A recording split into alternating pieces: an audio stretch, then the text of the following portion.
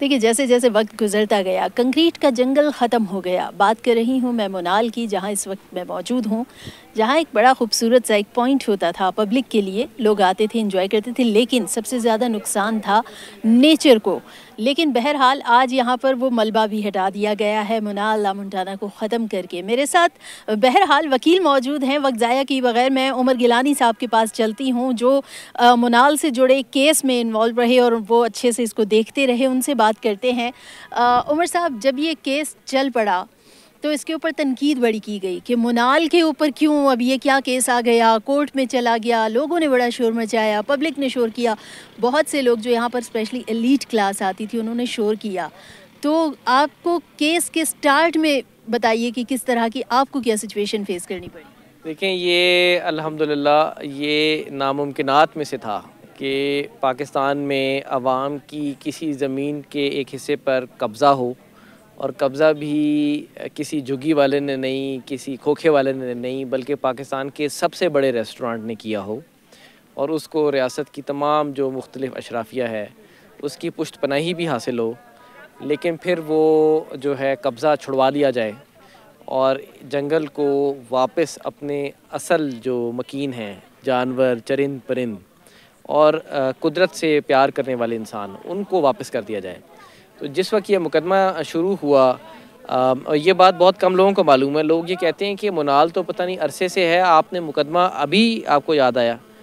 حقیقت یہ ہے کہ یہ مقدمہ 2015 میں دائر ہوا تھا, اور 2015 سے منال کو یہ معلوم تھا کہ ان کا یہ قبضہ پہاڑیوں پر غیر قانونی ہے. لیکن وہ جس طرح آپ کو معلوم ہے ہماری عدالتوں میں تاخیر ہے, تاریخ پہ تاریخ ہے, وہ اس کا فائدہ اٹھاتے ہوئے 9 سال اس مقدمے کو گھسیٹ گئے. لیکن بالآخر جسٹس قاضی فائز عیسیٰ, تاریخ ان کو اس حوالے سے سنہری حروف میں یاد رکھے گی کہ انہوں نے تمام تر مشکلات کے باوجود اس مقدمے کو اپنے منطقی انجام پہ پہنچایا.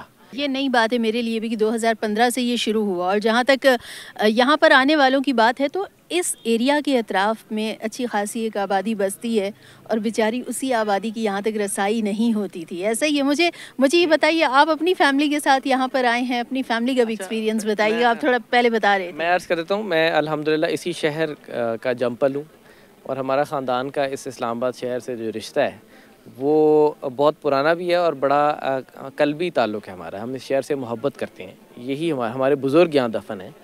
تو ہم اپنے بچپن سے اسلام آباد کے بہت سے لوگوں کی طرح دامنے کوہ کا جو ویو پوائنٹ ہے وہاں پہ آتے تھے, اور وہاں پر آنے کے لیے آپ موٹر سائیکل پہ بھی آ سکتے ہیں, بس پہ بھی آ سکتے ہیں, گاڑی پہ بھی آ سکتے ہیں, اور کوئی آپ سے وہاں پہ داخلے پہ پیسے نہیں مانگتا.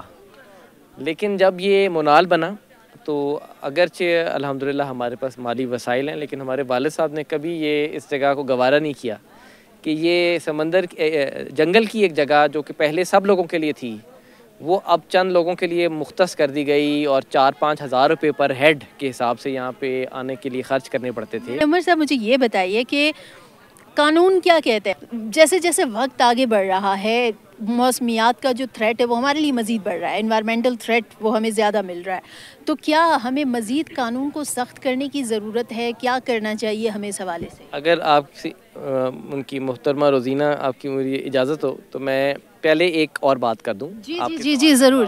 پہلے وہ یہ آپ نے بات کی کہ قدرت سے محبت کرنے والے, یہ دیکھیں اسلام آباد کا جو شہر ہے, اس کا جو کلچر ہے, اس کو پورے ملک میں ایک ڈسٹنکشن حاصل ہے.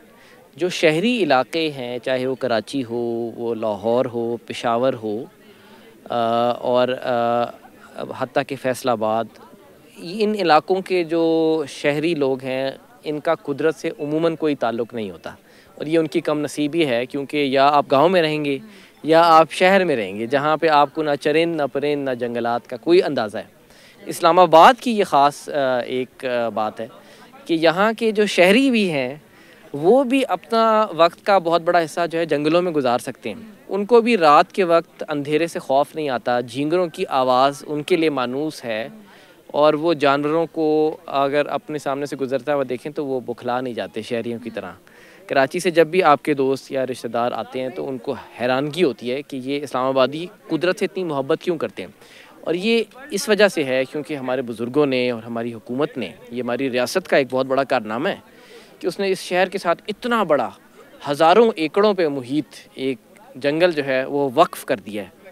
یہ بڑی قیمتی زمین ہے اور اس پہ بڑے لوگوں کی نگاہیں تھیں، لیکن اس اب بھی ہیں لیکن اسلام آباد وائلڈ لائف بورڈ کو، سپریم کورٹ کو ہم کریڈٹ دیتے ہیں کہ انہوں نے اس وقف کو جو ہے واگزار کرایا اور عوام کے لیے کھول دیا۔ اور تو قانون کیا کہتا ہے؟ قانون مجھے بتائیے نا۔ آپ کا بڑا خوبصورت شعر ہے، قدرت سے محبت کرنے والوں کے لیے، چونکہ یہ آج ہم پروگرام کر رہے ہیں۔ خدا اگر تجھے دل فطرت شناس دے، سکوت لالہ و گل سے کلام پیدا کر۔ تو جنگل میں جا کے کبھی خاموشی سے بیٹھنا اور جنگلوں میں چرند پرند کی آوازیں سننا، یہ ایک ایسی نعمت ہے جو اسلام آباد کے شہریوں کو نصیب تھی اور ہے اور انشاءاللہ رہے گی۔ انشاءاللہ ضرور رہے گی۔ اچھا، وقت کی کمی کے باعث مجھے یہ بتائیے گا نا کہ قانون کیا کہتا ہے؟ قانون میں کیا یہاں پہ آ سکتی ہے، کوئی ترمیم لائی جا سکتی ہے؟ دو باتیں عرض کرتا ہوں۔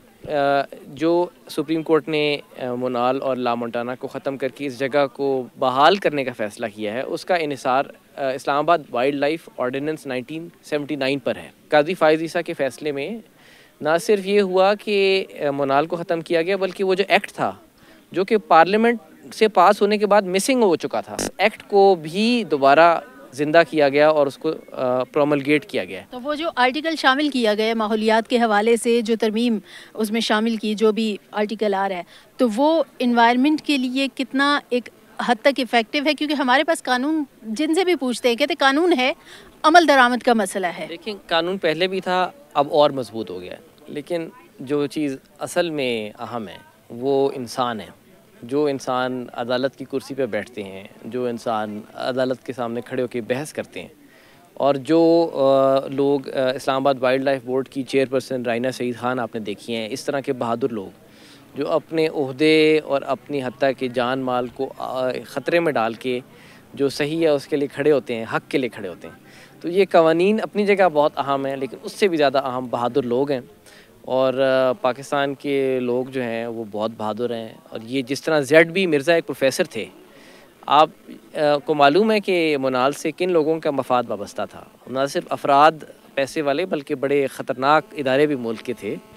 تو خطرناک اس سب کے باوجود زیڈ بی مرزا نے تنہا یہ مقدمہ لڑا۔ ٹھیک ہے، بہت بہت شکریہ عمر گیلانی صاحب۔ یہ تمام تر ملبہ صاف کر کے اس کے بعد یہاں پر ریسٹوریشن کی جائے گی، اور ریسٹوریشن کیسے ہوگی انہوں نے نیچے اس کا بتا دیا ہے۔ ایک جانب اوپر کی جو تصویر ہے، جو یہاں پر ہمیں پلان بتایا جا رہا ہے، اوپر وہ کنکریٹ کا جنگل جسے یہاں پر تعمیر کیا گیا تھا، اور نیچے وائلڈ لائف کا پلان ہے اسلام آباد وائلڈ لائف مینجمنٹ بورڈ کا، کہ وہ یہاں پر اس طرح کا پلان بنائیں گے جس میں یہاں پر ان کا آفس ہوگا، WWF کا بھی ان کے ساتھ کمبائن ایک آفس بنایا جائے گا جہاں پر وزٹرز انفارمیشن لے سکتے ہیں اور وہ یہاں پر وزٹ کر سکیں گے۔ اس کے علاوہ یہاں پر پبلک کے لیے جو ہے ایک وزٹر انفارمیشن سینٹر کے علاوہ یہاں پر واش رومز بھی بنائے جائیں گے، پارکنگ ایریا ہوگا، پکنک ایریا ہوگا، ویو پوائنٹ بنایا جائے گا، اور اس کا نام اب منال چونکہ ختم ہو چکا، اب نیا نام اس کو دیا جا چکا ہے۔ نیا نام ہے اس کا مارگلا ویو، اور یہ مارگلا ویو اس کے بارے میں یہاں پر آج چیئرپرسن رائنا سعید نے یہی کہا کہ جلد از جلد اس کا کام مکمل کریں گے تاکہ عام پبلک کے لیے اس کو جلد بحال کیا جائے اور وہ آئیں اور وہ قدرت کے اس خوبصورت ماحول میں بیٹھ کے لطف اندوز ہوں۔